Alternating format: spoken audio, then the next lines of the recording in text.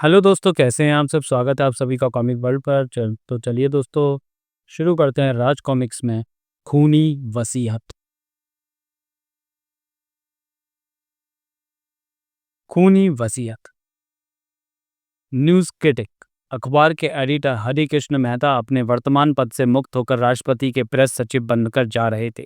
उन्हें शानदार विदाई दी गई। दोस्तों, आपके सहयोग और सम्मान के लिए मैं हृदय से आभारी। मैंने जितने वर्षों तक इस पद पर सर्विस की, मुझे आपका सहयोग मिला, और ठीक उसी समय लखनऊ यूनिवर्सिटी के कन्वोकेशन हॉल में मैं कुमारी मंजरी मेहता को एमए की परीक्षा में राजनीति और पत्रकारिता विषय पर प्रस्तुत शोध पत्र के लिए चेलापति राव स्वर्ण पदक प्रदान करता हूँ। Thank you sir. अब क्या करने का इरादा है मंजरी? पढ़ाई तो ख़त्म हो गई। डैडी के बाद दिल्ली जा रही हूँ, शायद किसी अखबार के दफ्तर में नौकरी मिल जाए। फिर दोनों अपने छात्रावास में चली गई। दूसरे दिन मंजरी दिल्ली के लिए रवाना हो गई। लगभग 1 घंटे पश्चात, आओ बेटी, आज मेरा सिर गर्व से ऊंचा हो गया। आज के अखबार में तुम्हारी फोटो छपी है। डैडी, ये सब आपके आशीर्वाद और मार्गदर्शन का ही परिणाम है। ठीक है, अब अंदर चलो। बेटी, आज अगर तुम्हारी माँ जीवित होती तो कितनी खुश होती। धीरज रखिए डैडी, नहीं तो मैं रो पड़ूंगी। सुनो बेटी, पिछले हफ्ते ही राजा टाइम्स के मालिक मिस्टर जीडी पोद्दार का स्वर्गवास हुआ है। यह अखबार अब उनके लड़के अशोक पोद्दार के हाथों में जा आ गया है। मैं चाहता हूँ कि तुम उसके यहाँ सर्विस करते हुए अशोक की सहायता करो। तो फिर आप उसे फ़ोन करिए ना डैडी। हेलो अशोक, कैसे हो भाई? पोद्दार साहब की मौत का बहुत दुख है। अरे नहीं भाई, मैंने पत्रकारिता की दुनिया छोड़ दी है। हाँ, राष्ट्रपति भवन में अच्छी जगह और क्या हो सकती है। पर मैं मंजरी को भेज सकता हूँ। हाँ भाई, कल 11 बजे। ओके। लो, गई। उसे वाकई तुम्हारी ज़रूरत है। कल 11 बजे का समय दिया उसने। Thank you so much daddy. दूसरे दिन पोद्दार के शानदार ऑफिस में। सर, फिर मेरे लिए क्या आज्ञा है? अरे आज्ञा कैसी? मेहता साहब की गोल्ड मेडल प्राप्त खूबसूरत बेटी को ना करने की हिम्मत मैं नहीं कर सकता। तुम्हारी नौकरी पक्की। जाओ, रूम नंबर 3 में मिस्टर रवि से मिल लो। रूम नंबर 3 में पहुंचकर, आप ही मिस्टर रवि खन्ना है? Senior reporter. मेरा नाम मंजरी मेहता है। ओह, तो आपको ही मेरे साथ लगाया गया है। You are newly appointed. Yes, and you are my immediate boss. क्या मैं यहाँ बैठ सकती हूँ? श्योर, बैठिए। चाय लेंगी? No thanks. उधर अशोक पोद्दार के ऑफिस में। आगे। वसीयत में यह भी लिखा है कि आप राजा टाइम्स के मालिक तभी रह सकते हैं जब 1 साल में इसकी प्रसार संख्या कम से कम एक बार न्यू दिल्ली टाइम्स से अधिक कर सके। ये तो बहुत ही बेतुकी शर्त है। असंभव। मिस्टर भाटी, अशोक के लिए कुछ भी असंभव नहीं है। यदि आप इसकी प्रसार संख्या नहीं बढ़ा सकते तो सर्कुलेशन मैनेजर के पद से मुक्त हो जाइए। सर, मिस्टर अशोक, यदि आपने इस शर्त को पूरा नहीं किया तो आपके स्वर्गवासी पिता की इच्छानुसार ये अखबार आपको न्यू दिल्ली टाइम्स के मालिक श्री HR गांधी को भेज देना होगा। मैंने वसीयत में लिखी तमाम बातों से आपको अवगत करा दिया। अब मैं चलता हूँ। शाम को घर पर। इसमें इतना परेशान होने की क्या बात है? अखबार ना सही, सारी जायदाद तो उन्होंने तुम्हें दी है। बको मत। अखबार के बिना मैं एक पल भी नहीं रह सकता। मैं बुड्ढा जीते जी तो मुझे तंग करता ही था, मरकर भी मुझे चैन से नहीं रहने दे रहा है। दूसरे दिन ऑफिस में। सर, न्यू दिल्ली टाइम्स की प्रसार संख्या इस समय 5,26,525 है, जबकि राजा टाइम्स की केवल 3,10,240। इसका मतलब है हमें राजा टाइम्स के लगभग 2.25 लाख पाठक और तैयार करने होंगे। ठीक है, समाचार संपादक श्रीकांत शर्मा को बुलवा। Yes sir. समाचार संपादक के आने पर, शर्मा जी, हमारे लिए सबसे ज़रूरी है कि हम किसी भी तरह इस अखबार को अपने हाथों में ही बनाए रखें। इसके लिए ज़रूरी है कि इसमें नई जान डाली जाए। यस सर, ऐसे ही होना चाहिए। क्या होना चाहिए ऐसे ही? आप अब तक क्या करते रहे हैं? सर, आजकल आजकल खबरें ही कुछ ऐसी आ रही हैं कि शट अप। खबरें आती नहीं, खोद कर निकालनी पड़ती हैं। हमें अपने अखबार को नंबर 1 पर लाने के लिए इसमें वह सब कुछ छापना होगा जो दूसरे अखबारों में नहीं छप रहा है। अगली सुबह समाचार संपादक के कमरे में। रवि, तुमने प्रदीप सान्याल का नाम सुना है? वही जिसने सेंट्रल जेल से भागने की कोशिश की थी? जी नहीं mister senior reporter, Pradeep Sanyal ने एक मासूम बच्ची का गला घोट दिया था। That's right Ravi. तुम्हारा दिमाग आजकल कहाँ रहता है? सर, इस किस्म की खबरें अब काफ़ी पुरानी पड़ चुकी हैं, मैं उन्हें नहीं पढ़ता। जी हाँ, और अब तुम ये कहोगे कि साप्ताहिक भविष्य में भी लोगों की दिलचस्पी नहीं रही? Exactly sir. लोग अब जान गए हैं कि साप्ताहिक भविष्य हम यहीं बैठकर लिखते हैं। सर, आप प्रदीप सान्याल के बारे में कुछ कह रहे थे? हाँ, 2 दिन बाद तिहाड़ जेल के रेड चैम्बर में उसे बिजली की कुर्सी पर बैठाकर मृत्युदंड दे दिया जाएगा। ओ वेरी सैड। मौत की सजा इस तरह देना अमानुषिकता है। मैं तुम्हारी राय नहीं पूछ रहा हूँ रवि। देखो, लोगों को उसमें दिलचस्पी है। लोग ये भी जानना चाहेंगे कि वह अपने अंतिम समय में कैसा महसूस कर रहा है। ज़रूर जानना चाहेंगे सर। हो सकता है उन्हें भी ऐसी कुर्सी पर बैठना पड़ जाए। नॉनसेंस। ये मजाक का वक्त नहीं है रवि। हमें किसी भी तरह 1 साल में अखबार की सेल दुगनी करनी है। फिर प्रॉब्लम्स क्या है सर? न्यूज़ समाचारों की प्रॉब्लम है। लोग एवर राइटिंग यानी धड़ाके की खबरें चाहते हैं। ओ यू मीन झटके वाली खबर है। सर, मैं जेल में जाकर प्रदीप सान्याल से मिलूं? वही तो मुश्किल है। वह किसी से भी मिलने के लिए तैयार नहीं है। लेकिन हाँ, उसी चैम्बर में पहले एक नाथ सोलकर नाम का आदमी रह चुका है, जिसकी मौत की सज़ा निश्चित तारीख से 2 दिन पहले माफ़ कर दी गई थी। हाँ वही। तुम चाहो तो उससे मिलकर जेल की उस कोठरी के अनुभव प्राप्त कर सकते हो। वह आदमी रहता कहाँ है सर? मैं उसके आधार पर लेख तैयार करूंगी। वह सही है। तुम कॉन्फ्रेंस रूम में जाकर उसे मिल सकती है। यस सर, मैं अभी उससे मिलकर आती। मंजरी वहां से चली गई। शर्मा जी, क्यों बेचारी इस लड़की को अभी से लाइन पर डाल रहे हो? कुछ दिन खेलने खाने दो। नहीं रवि, मामला सीरियस है। अखबार की सेल न्यू दिल्ली टाइम्स से ज़्यादा नहीं हुई तो वसीयत के मुताबिक अखबार हाथ से निकल जाएगा। उधर कॉन्फ्रेंस रूम में। अरे अपन को ऐसा वैसा कुछ अनुभव नहीं होने का मेम साहब। अपन साला मरता तब ना कुछ होता। क्यों? 2 दिन बाद तुमको मरना ही था। देखो मेम साहब, मैं एक बात बोलता हूँ। पन अखबार में उसको छपने का नहीं। वादा करती हो तो बोलो। बोलो, मैं वादा करती हूँ। मेम साहब, ये बात किसी को बोलने का नहीं है। उधरी हमने एक सुरंग बनाया बाहर जाने के वास्ते, पर अब तो उसका कोई फ़ायदा ही नहीं है। सान्याल को मालूम ही नहीं है कि वहाँ कोई सुरंग है। Oh thank you mister Solkar. थोड़ी और पियोगे? ये बोतल तुम्हारे लिए। फिर मंजरी ने और भी कई तरह की जानकारी हासिल की और वहाँ से चली आई। अपने ऑफिस में पहुंचकर, सर, अगर किसी तरह प्रदीप सान्याल जेल से फरार हो जाए तो हमारे पास फैंटास्टिक न्यूज़ होगी। ठीक है, ज़रा तुम यहीं ठहरो, मैं भी आता हूँ। मंजरी, तुम ज़रूर एक दिन नाम कमाओ। शर्मा जी, प्रदीप सान्याल के वकील से बुद्धा पार्क में शाम के 7 बजे हमारी एक मुलाकात तय कर। Yes sir. शाम के 7 बजे बुद्धा पार्क में।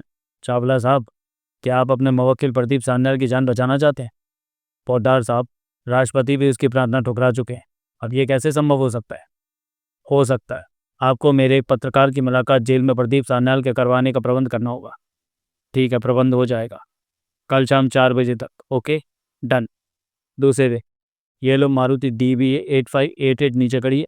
तुम्हें 4 बजे तिहाड़ जेल पहुंचना है और यस सर, मुझे उससे क्या बात करनी है ये मैं जानती। जेल में हमने सुना है कि पिछले कैदी ने यहाँ से भागने के लिए यहीं कहीं एक सुरंग खोदी थी। खैर, अगर तुम यहाँ से मुक्त हो जाओ तो सबसे पहले क्या काम करोगे? मैं डिस्ट्रिक्ट अटर्नी की हत्या करूंगा। उसने मुझे मुकदमे के दौरान जानवर कहा था। ओह, उसे ऐसा नहीं कहना चाहिए था। इतना कहकर मंजरी वहां से चली आई। बाहर आकर, वाह, शानदार मुलाकात रही। एक अच्छी स्टोरी बन सकती है। मुझे जल्दी से जल्दी ऑफिस पहुंचना चाहिए। अरे क्या हो गया कार को? ये स्टार्ट क्यों नहीं हो रही? गाड़ी तो नहीं है। शुक्र है भगवान का जो गैराज भी निकट ही है। फिर मंजरी निकट के ही गैराज से एक मैकेनिक को बुला लाई। मेम साहब, बैटरी जवाब दे गई, गाड़ी गैराज ले जानी पड़ेगी। ठीक है, ले जाओ, मैं टैक्सी से चली जाऊंगी। टैक्सी? लगता है आज कोई टैक्सी भी नहीं मिलेगी। मुझे फ़ोन कर देना चाहिए पब्लिक बूथ से। उफ, सिक्का अटक गया। अब फ़ोन भी नहीं हो सकता। सिर मुड़ाते ही ओले पड़ गया। अब क्या किया जाए? खैर, गैराज में ही चलती। गैराज में पहुंचकर, कितना समय और लगेगा? बैटरी चार्ज हो रही है मेम साहब, बस आधा घंटा और लगेगा। मंजरी गैराज से बाहर निकलकर किसी अन्य पब्लिक बूथ की तलाश करने लगी। शीघ्र ही। शुक्र है फ़ोन आखिर मिल ही गया। हेलो सर, आप अभी तक ऑफिस में हैं? मेरी कार खराब हो गई थी, बस मैं अभी पहुंचती हूँ। क्या? घर पर? सुबह? ठीक है, लेकिन स्टोरी? अब कुछ नहीं हो सकता। ओ, दूसरे दिन सुबह, मृत्युदंड का कैदी प्रदीप सान्याल जेल से फरार, आज की ताज़ा खबर। अरे, एक अखबार थे ना? सॉरी मेम साहब, अब कोई अखबार नहीं है। राजा टाइम्स ने आज धांसू खबर दी है। अरे, इसमें लिखा है कि रेड चैम्बर के नीचे एक सुरंग मिली है। इसमें लिखा है ये काम कालीचरण के ग्रुप का है। वे अभी इसी इलाका में कहीं होगा। यह भी संभावना है कि उसके पास कोई हथियार हो। हमें सावधान रहना चाहिए। मैं ही साहब आपको बोल तो दिया राजा टाइम्स की कोई कॉपी नहीं है। फिर कोई दूसरा अखबार दे दीजिए, उसमें भी तो खबर छपी होगी। नहीं देवी जी, राजा टाइम्स के अलावा ये खबर किसी भी अखबार में नहीं है। मंजरी अपनी कार की ओर बढ़ गई। उसने डिस्ट्रिक्ट अटॉर्नी की हत्या करने की बात कही थी। ये रिपोर्ट यदि फौरन पहुंच जाए तो मिड डे एडिशन में आ सकती है, लेकिन अटॉर्नी को भी तो होशियार करना ज़रूरी है। प्लाजा सिनेमा के गेट पर। सुनो भाई, मैं पत्रकार हूँ, मुझे डिस्ट्रिक्ट अटॉर्नी के घर से पता चला है कि वे अपनी फैमिली के साथ मॉर्निंग शो देखने यहाँ आए हुए हैं। मेरा उनसे मिलना बहुत ज़रूरी है। आप मैनेजर से मिल लीजिए। मैनेजर के रूम में पहुंचकर जब मजरी ने उसे सारी बात बताई तो ओ, दैट इज डेंजरस। मैं उन्हें इन्फॉर्म करता हूँ। केवल इन्फॉर्म नहीं करना है, उनकी यहाँ से लौटने की सुरक्षा का इंतज़ाम भी करना होगा। ठीक है, इट इज़ माई ड्यूटी। मैं उन्हें बुलाता हूँ, आप बैठिए। ठीक है। और मंजरी उनकी सुरक्षा के प्रबंध कर वहाँ से अपने ऑफिस चल पड़ी। अपने ऑफिस में पहुँचने पर शर्मा जी प्रदीप सान्याल का पहला शिकार डिस्ट्रिक्ट अटॉर्नी होगा। ये खबर मिड डे एडिशन में आनी चाहिए। अब इस रिपोर्ट का क्या फ़ायदा, प्रदीप सान्याल पुलिस की गोली का शिकार हो चुका है। खैर, आप अशोक साहब से मिल लीजिए। अशोक पट्टार के रूम में। मिस मंजरी मेहता, तुम एक काबिल पत्रकार की बेटी हो। इस क्षेत्र में तो तुम्हें काफ़ी कड़ी मेहनत करनी होगी। जी मैं जानती हूँ। तभी सर चमत्कार हो गया। कल न्यू दिल्ली टाइम्स की केवल 5 लाख प्रतियां बिकी और राजा टाइम्स की 6.5 lakh. Don't be so excited Bhati. मुझे मालूम है इससे ज़्यादा छापने की अभी हमारी क्षमता नहीं है। रवि और मंजरी के जाने के बाद आप लोग मेरी बात ध्यान से सुनिए। प्रदीप सान्याल के भागने और उसकी हत्या ने जो कमाल किया है वह सब तुम लोगों के सामने है। बहरहाल जो कुछ भी हुआ उसे हमने ही संभव किया था, क्यों? यस सर, क्योंकि वह खबर विशेष रूप से हमारे लिए ही बनी थी। करेक्ट। इसलिए आगे से जब कोई विस्फोटक खबर ना हो तो उसे तैयार करो। बात समझ में आई? यस सर, क्योंकि जब घटना घट रही होगी उसकी जानकारी हमारे अलावा किसी और को नहीं होगी। That's right. लेकिन सर ये सब जब तक मैं इस कुर्सी पर हूँ तो मैं फिक्र करने की ज़रूरत नहीं है। हम किसी आतंकवादी गिरोह को भाड़े पर ले सकते हैं। Fantastic idea. तो फिर आप एकनाथ सोलकर से ही क्यों नहीं मिल लेते? ठीक है शर्मा जी, आप उससे जाकर कहिए कि वह हमसे आज ही मिल ले। तभी हेलो, अशोक पटदार हियर। ओह वकील साहब, कहिए क्या खबर है? ठीक है, वह आप देख लीजिए। वसीयत के मुताबिक मैंने अपना अखबार की प्रचार संख्या न्यू दिल्ली टाइम्स से ज़्यादा कर दिखाई है। ओके, बाकी बातें आपसे बाद में होंगी। तभी अभी अशोक ने रिसीवर रखा ही था कि एकनाथ सोलकर वहाँ आ गया। आइए आइए मिस्टर सोलकर, बैठिए। जी शुक्रिया। हाँ तो मिस्टर सोलकर, आज से तुम मेरे लिए काम करोगे। तुम किसी आतंकवादी गिरोह को जानते हो? सेठ अपन ब्लैक पैंथर गिरोह के कुछ लोगों को पहचानता है। ये गिरोह दिल्ली के अंडरवर्ल्ड में सबसे जास्ती ताकतवर माना जाता है। नई दिल्ली के एक 5 स्टार होटल के एक शानदार सूट में। इसमें 30 लाख रुपए हैं। इतने ही काम की एक झलक देखने के बाद और मिल जाएंगे। ये मीटिंग उतनी ही गुप्त रहेगी जैसे कभी हुई नहीं। हमारे राष्ट्रपति जी के निमंत्रण पर नेपाल नरेश ताजमहल देखने आ रहे हैं और वे परसों दोपहर 2 बजे पालम एयरपोर्ट उतरेंगे।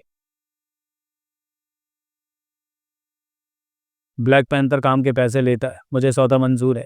परसों रात 10 बजे मेरा आदमी विक्की यहाँ होगा, बाकी पैसे साथ लेकर आना। ओके, आओ सोलकर। उधर राजा टाइम्स के ऑफिस में समाचार संपादक शर्मा ने रवि और मंजरी को बुलाया। रवि, तुम्हें आज ही आगरा जाना है, साथ में मंजरी भी होगी। खैरियत तो है?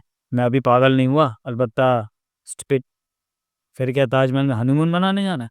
रवि, मैं तुम्हारा सिर तोड़ दूंगी। अरे अरे, तुम लोग मेरी भी सुनोगे या यूं ही कुत्ते बिल्ली की तरह लड़ते रहोगे?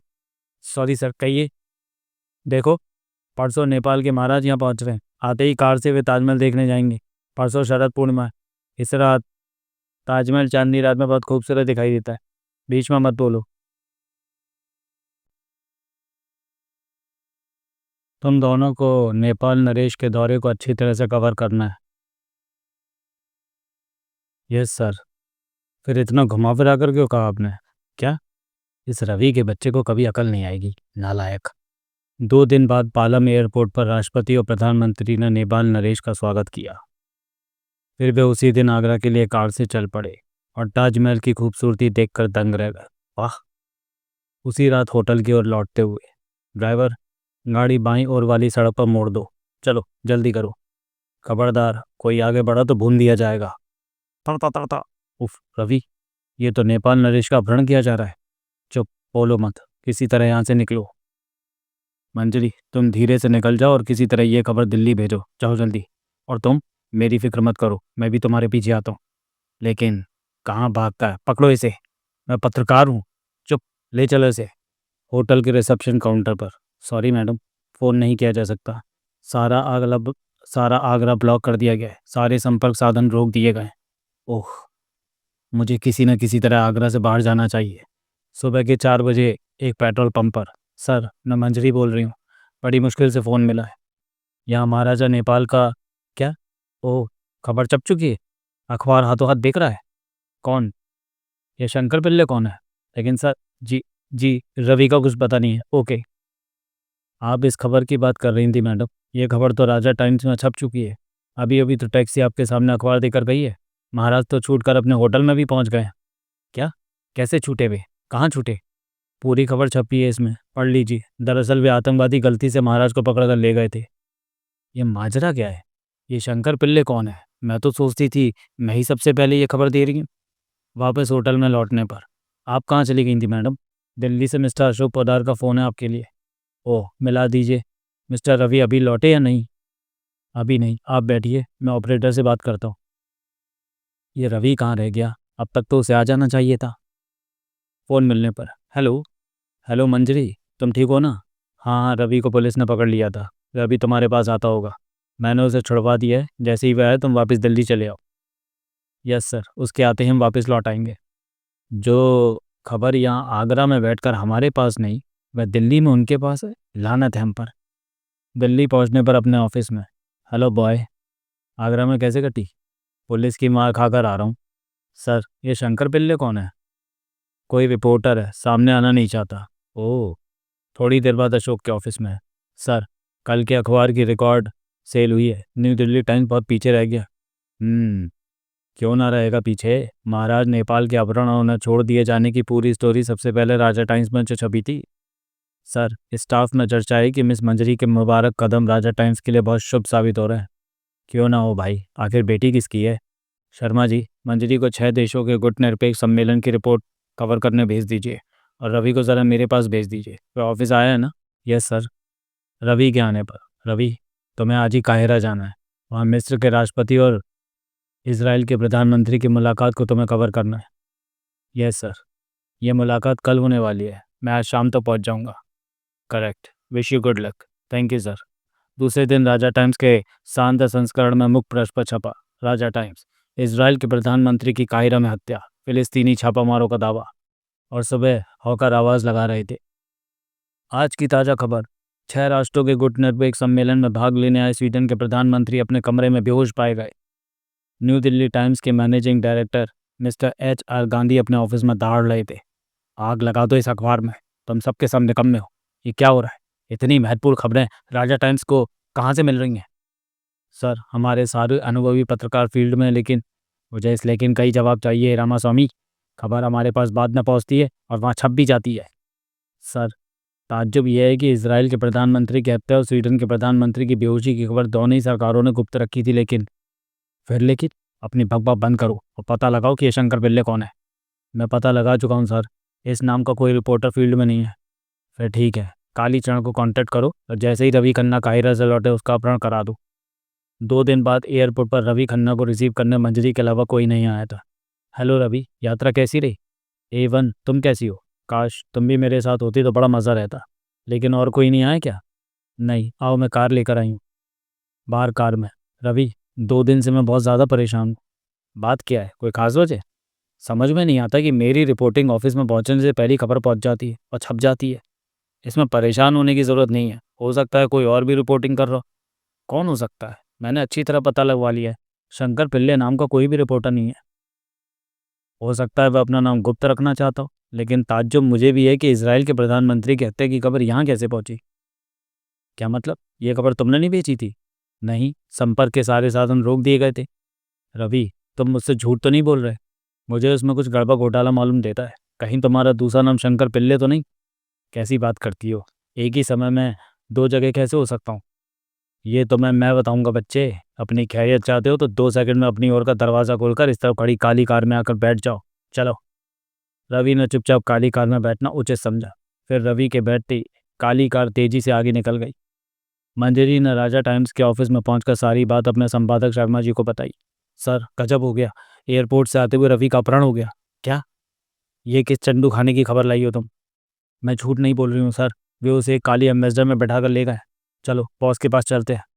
अशोक पोडार के ऑफिस में पहुंचकर, सर, मंजरी खबर लाई है कि रवि का अभी अभी अपहरण हो गया है। क्या? किसने किया अपहरण? कहाँ से किया? सर, वह मेरे साथ मारुति में था। अचानक धौला कुआं के चौराहे पर एक काली कार। ठीक है, तुम जाओ। लेकिन अभी मंजरी दरवाजे से बाहर ही निकली थी कि अरे रवि, तुम्हें तो बदमाश उठाकर ले गए थे, पर अब छोड़ दिया उन्होंने। मेरे पास उन्हें कुछ नहीं मिला। ओह, मैं अभी पोडार साहब से पहले तुम मिला उनसे। रवि, मैं तो पुलिस को फ़ोन कर रहा था। कौन थे ये लोग? थे नहीं, था। कालीचर। कालीचर? स्टूडेंट लिबरेशन फ्रंट का सरगना? Yes sir. वह क्या चाहता था तुमसे? वह धमकी दे रहा था कि भविष्य में मैं शंकर पिल्ले के नाम से लिखी अपनी रिपोर्टों में किसी दूसरे आतंकवादी गिरोह के कारनामों को उसके गिरोह का काम न बताऊं, वरना वो मुझे जान से मार देगा। तुमने क्या कहा? यही कि मैं शंकर पिल्ले के नाम से राजा टाइम्स नहीं लिख रहा हूँ। उसे यकीन नहीं आया, पर उसने मुझे वार्निंग देकर छोड़ दिया। लेकिन दरवाजे के बाहर खड़ी मंजरी अंदर होने वाली वार्तालाप को सुनने की कोशिश कर रही थी। लगता है भीतर कोई खतरनाक खिचड़ी पक रही है। तभी, अरे मिस मंजरी मेहता, आप यहाँ क्या कर रही हैं?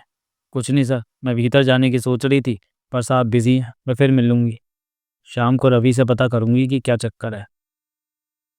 ऑफिस के अंदर, तुमने अपनी आंखों से मंजरी को दरवाजे के पास देखा था? जी हाँ, वो आपसे मिलने का बहाना बना गई। ये लड़की कहीं हमारे लिए मुसीबत खड़ी ना कर दे। इसे रास्ते से हटा दो। दिल्ली के एक 5 स्टार होटल के सूट में। मैं तुम्हारे काम से बहुत खुश हूँ बेंथर। ये लो, इसमें पूरे 50 लाख रुपए हैं। जैसे भी हो, यह काम होना ही चाहिए। सॉरी, मैं ये काम नहीं कर सकता। इस काम के लिए मेरे पास आदमी नहीं है, और ना ही हवाई जहाज। तो फिर कौन ये काम कर सकता है? सिर्फ काली चरणी ये काम कर सकता है, पर वह करेगा नहीं। वजह? मैं इससे भी ज़्यादा रकम दे सकता हूँ, और पैसों के लिए काम नहीं करता। वे राजनीतिक लोग हैं, उनके कुछ सिद्धांत है। फिर ठीक है, ये पैसे उठाओ और कालीचरण को उठवा लो। कालीचरण को वापस पाने के लिए उसके गिरोह के लोग ये काम करेंगे। डन। ये काम मैं कर सकता हूँ। उसे कहीं पहुँचाना होगा? कहीं नहीं, उसे अपने पास रखना जब तक वह काम ना हो जाए। इधर शाम को घर जाते समय, क्या हुआ था रवि? मुझे पूरी बात बताओ। मैं तो बहुत डर गई थी। मैं तुम्हें खोना नहीं चाहती। मैं भी। तुम अपना ख्याल रखना मंजरी। न्यू दिल्ली टाइम्स के खरीदे हुए हत्यारे तुम्हारी भी हत्या कर सकते हैं। क्या क्या कह रहे हो? तो वो मेरी हत्या क्यों करना चाहेंगे? इसलिए कि जिस दिन से तुमने राजा टाइम्स ज्वाइन किया, उस दिन से अखबार की सेल न्यू दिल्ली टाइम्स से ज़्यादा हो गई है। उनका बहुत नुकसान हो रहा है। ओह, घबराने की ज़रूरत नहीं है। मेरे रहते तुम्हारा कोई कुछ नहीं बिगाड़ सकता। फिर भी खैर, मैं कल राष्ट्रपति के साथ मद्रास जा रहा हूँ। 2 दिन बाद लौटूंगा। राष्ट्रपति का यह दौरा तुम कवर कर रहे हो? उनके साथ तो मेरे पिताजी भी जा रहे हैं। फिर दोनों कार में बैठकर चल पड़े। लेकिन अभी मंजरी रवि को उसके घर छोड़कर कुछ ही दूर पहुंची थी कि अरे, ये तो वही व्यक्ति है जिसने रवि का अपहरण किया था। लेकिन अब इनका पीछा करना चाहिए। बदमाशों ने काली चरण को कार में डाला और चल दिए। ज़्यादा होशियारी दिखाने की कोशिश की तो भेजा उड़ा दूंगा, वरना चुपचाप चलते रहो। कौन हो तुम लोग, और मुझसे क्या चाहते हो? चुप। जब वक्त आएगा तो काम भी बता दिया जाएगा। रात को 10 बजे मंजरी ने अपने घर से अशोक पोडार को उसके घर फ़ोन किया। हेलो सर, मैं मंजरी बोल रही हूँ। घर से सर। अभी थोड़ी देर पहले मैंने उस आदमी का अपहरण होते देखा जिसने रवि का अपहरण किया था। जी हाँ, मैंने वह जगह भी देख ली है जहाँ उसे रखा गया। ठीक है सर। तुम किसके अपहरण की बात कर रही थी? रवि ने उसका नाम कालीचरण बताया था। वो एक खतरनाक आदमी है। कालीचरण? वह तो स्टूडेंट लिबरेशन फ्रंट का सरगना है। उसने सरकार की नाक में दम कर रखा है। फिर तो उसे फ़ौरन गिरफ्तार करना चाहिए। मुझे मालूम है वह इस वक्त कहाँ है। नहीं बेटी, बिना किसी सबूत अथवा कारण के हम उसे गिरफ्तार नहीं कर सकते, और इस वक्त उसे छेड़ना भी ठीक नहीं है। ऐसा क्यों? कल मैं राष्ट्रपति के साथ ऑल इंडिया स्टूडेंट्स फोरम के सालाना जलसे में भाग लेने मद्रास जा रहा हूँ। अगर स्टूडेंट उसकी गिरफ्तारी से भड़क उठे तो हमारा प्रोग्राम बीच में रह जाएगा। ओह। फिर दोनों अपने कमरे में सोने के लिए चले गए। दूसरे दिन अशोक पोडार के ऑफिस में। आपने मुझे बुलाया था सर? हाँ, आओ मंत्री। वाकई कल तो तुमने कमाल कर दिया। मेरा आदमी उस जगह पर निगाह रखे हुए है जहाँ कालीचरण को अगवा करके रखा गया है। इस बार जब उसके बारे में खबर छपेगी तो शंकर पिल्ले के साथ तुम्हारा भी नाम छपेगा। मंजरी वापस अपने केबिन में लौट आई। बॉस को उस जगह का पता कैसे चला? मैंने तो फ़ोन पर ऐसा कुछ नहीं बताया था। कहीं बॉस ही तो कोई खतरनाक खेल नहीं खेल रहा? कहीं ऐसा तो नहीं कि बॉस ने ही किसी आतंकवादी गिरोह को किराए पर लिया हो और उससे ये सारे कांड करवा रहा हो? लेकिन जब वे किसी नतीजे पर नहीं पहुंची तो अपने दिमाग की सोचों को झटक कर अपने काम में लग गई। उधर उस 5 सितारा होटल के स्वीट में, मैंने पहले ही बोल दिया था कि कालीचरण आपका काम नहीं करेगा। आपको सेकंड मैन अर्जुन सिंह से बात करनी होगी। जगह बताओ। मेरी जगह सोलकर उससे बात करेगा। वह गुरु तेग बहादुर नगर के क्वार्टर नंबर 302D में मिलेगा। सोलकर, पता याद हो गया? यस बॉस, मैं अभी जाता हूँ। अर्जुन सिंह के पास पहुँचने पर, ठीक है, मुझे तुम्हारी शर्त मंजूर है, लेकिन अगर कालीचरण को कुछ हुआ तो मैं तुम्हें पाताल से भी खोज निकालूंगा। घबराओ मत, इसे रखो, इसमें 20 लाख हार्ड कैश है, बाकी के 10 लाख काम हो जाने पर। शाम को जब मंजरी ऑफिस से अपने घर पहुंची तो घर में अपने आप को अकेला पाकर उसे डर लगने लगा। अगर यहाँ अकेला पाकर किसी ने मेरी हत्या कर दी तो? तभी ट्रन ट्रन, इस समय कौन आ सकता है? यह औरत कौन है? तुम्हारा नाम मंजरी मेहता है? जी हाँ, आप? मैं गीता पोडार हूँ। अशोक पोडार मेरे पति हैं। ओह मिस मंजरी, मेरे पति इन दिनों रात रात भर गायब रहते हैं। सुना है वे यहाँ आते हैं। आपको गलतफहमी हुई है, ऑफिस के अलावा मेरे उनसे कोई संबंध नहीं है। देखो, झूठ बोलने का परिणाम बहुत बुरा होगा। आप इस वक्त तैश में हैं और नहीं जानते आप क्या कह रही हैं। आप बैठिए, मैं अकेले चाय लाती हूँ। शीघ्र ही मंजरी चाय की ट्रे दोनों हाथों में उठाए लौटी, लेकिन काट, उक, नहीं, बचिए। हे भगवान, आपको तो गोली लगी है। कौन था ये? आह, खुद ही तो गोली चलवाई और अब पूछती है कौन था वह?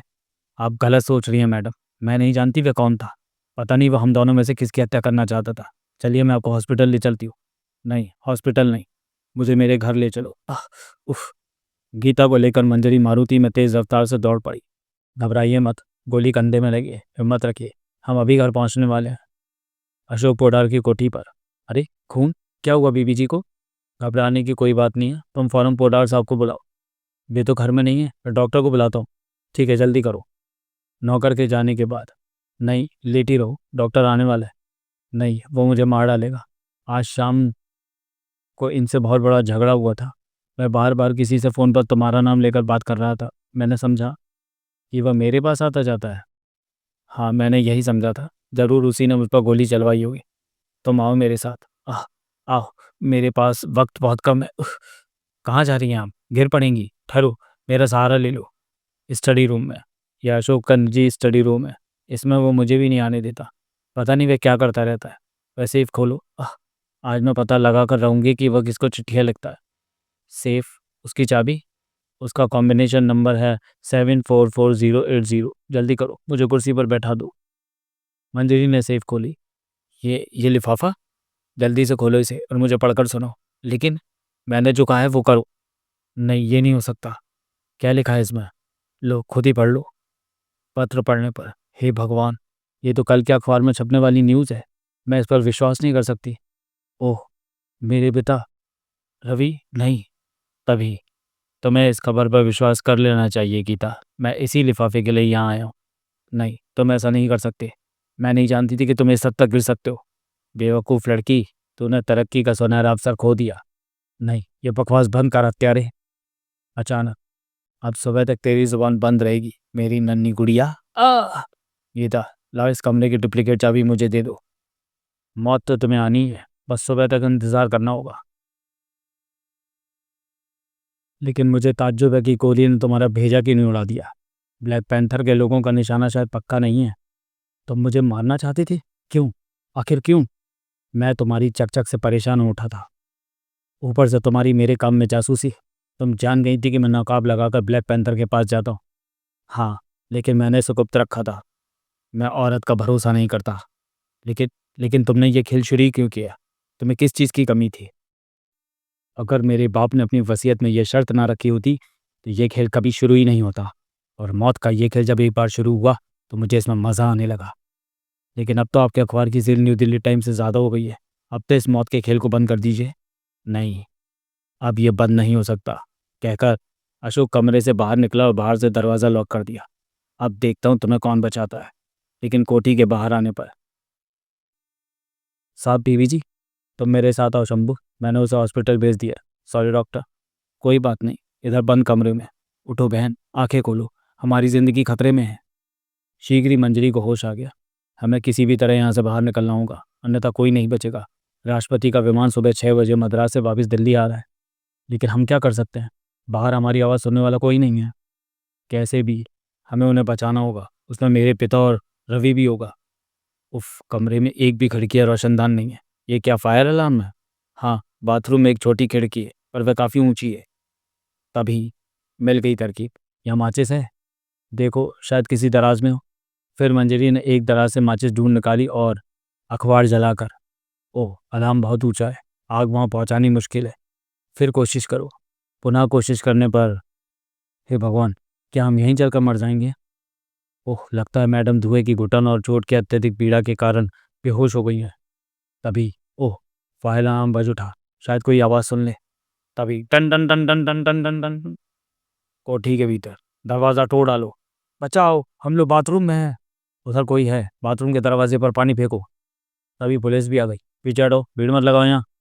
सर, राजा टाइम्स की रिपोर्टर मिस मंजरी मेहता उस घायल औरत को लेकर इस कोठी के अंदर गई थी। मिस्टर अशोक पोडार तो बाहर निकल आए, पर वे अभी भीतर ही हैं। मैं तभी से यहाँ हूँ। ज़रा देखें इंस्पेक्टर, मुझे कुछ गड़बड़ लगती है। तभी दो कर्मचारी मंजरी को पकड़े हुए बाहर आए। छोड़ दो मुझे, मुझे फ़ौरन पुलिस स्टेशन पहुँचना है। गड़बड़ मत कर लड़की, यही है वह लड़की इंस्पेक्टर। छोड़ दो इसे सर, छोड़ दो इसे। इंस्पेक्टर साहब, राष्ट्रपति का जीवन खतरे में है। इंस्पेक्टर, लगता है इसे सदमा पहुंचा। मैं देख लूँगा, तुम उस घायल औरत को फ़ौरन अस्पताल पहुंचाओ। घबराओ मत, और जो भी हुआ साफ साफ बताओ। देखो, मैं न्यू दिल्ली टाइम्स का समाचार संपादक हूँ। ओह, हमने एक बदमाश को रिवॉल्वर लिए तुम्हारे घर के पास घूमते देखा था। ये ठीक कहते, इन्होंने ही मुझे खबर दी थी। तुम राष्ट्रपति जी के बारे में कुछ कह रही थी। इंस्पेक्टर साहब, इनसे कहिए ये बाहर जाकर बैठे, मुझे आपसे कुछ ज़रूरी बातें करनी है। रामास्वामी और वह युवक बाहर आ गए। लड़की बहुत तेज़ है, पर वह उसकी हत्या क्यों करना चाहता था? क्या इस घटना पर कोई कहानी बन सकती है? सर, ये तो मामूली सी खबर है, इससे तो दुश्मनों को ही पब्लिसिटी मिलेगी। तभी, सर मामला क्या है? रामास्वामी, तुम थाने पहुँचो, कुछ देर में मैं वहीं आता हूँ। फिलहाल मैं कंट्रोल रूम में जा रहा हूँ। पुलिस कंट्रोल रूम में। जल्दी करो, मैं पूरी कोशिश कर रहा हूँ सर। ये लीजिए सर, लाइन मिल गई, लाओ। मद्रास का Meenambakkam airport. Yes, Madras airport. Police commissioner Delhi. Yes sir, कहिए। सॉरी सर, राष्ट्रपति जी का जहाज़ तो यहाँ से 10 मिनट हुए चला गया क्या? Yes sir. जी सर, मैं कांटेक्ट करने की कोशिश करता हूँ। ओके सर, मैं गवर्नर के सेक्रेटरी से बात करके एयरफोर्स की मदद लेने की कोशिश करता हूँ। Okay sir. एयरपोर्ट के कंट्रोल रूम में। कृष्णस्वामी, फ़ौरन राष्ट्रपति जी के प्लेन के पायलट से कांटेक्ट करो, उससे कहो प्लेन को खतरा है, रास्ते में कोई दूसरा जहाज़ उस पर हमला कर सकता है। क्या कह रहे हैं सर? जहाज़ में ही तो कोई गलत एलिमेंट नहीं है। क्या कहा जा सकता है? वैसे काफ़ी तगड़ी चेकिंग की गई थी, जल्दी करो। Yes sir. इंडियन एयरफोर्स का विशेष विमान राष्ट्रपति को लेकर आकाश में दिल्ली की ओर जा रहा था। उसी समय आकाश में एक दूसरा विमान दिखाई दिया। माइकल, होशियारी से, शीघ्र ही हम राष्ट्रपति के विमान के करीब होंगे, एकदम से झपट कर काम करना है। फिक्र मत करो माइकल, 20 साल एयरफोर्स में नौकरी कर चुका है। राष्ट्रपति के विमान का pilot. Hello hello, PI-204, yes spot. Oh no, अभी कोई जहाज नज़र नहीं आ रहा है। Okay over. क्या मामला है? प्लेन को खतरा है, सबको सतर्क कर दो। नहीं ठहरो, कुछ मत कहो। उसी समय शीघ्र ही आकाश में अर्जुन सिंह के जहाज को इंडियन एयरफोर्स के जहाज़ों ने घेर लिया। तुम्हें चारों तरफ से घेर लिया गया है। सबसे नज़दीकी हैदराबाद के एयरपोर्ट पर लैंड करो फ़ौरन, वरना उड़ा दिए जाओगे। पालम पर राष्ट्रपति का जहाज़ सकुशल उतर गया।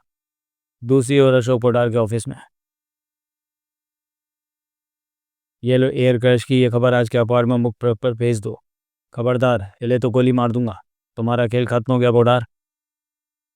इंस्पेक्टर गोखले, लिफाफा कब्जे में करो। Police commissioner. तभी वह मंजरी भी पहुंच गई। सर, आपकी गिरफ्तारी की खबर मुख्य प्रेस पर भेज दी है। You shut up. Thank you miss Manjari. चलो मंजरी घर पर। शाबाश बेटी, आज तुमने फिर मेरा सिर गर्व से ऊंचा कर दिया। Thank you daddy. मंजरी, वाकई आज तुमने कमाल कर दिखाया। मैं अपने आप को बहुत छोटा महसूस कर रहा हूँ। ऐसा सोचते रहोगे तो सुखी रहोगे। समाप्त। तो चलिए दोस्तों, वीडियो को यहीं समाप्त करते हैं और मिलते हैं राज कॉमिक्स की किसी अगली कॉमिक्स में अगले वीडियो में। तब तक के लिए धन्यवाद।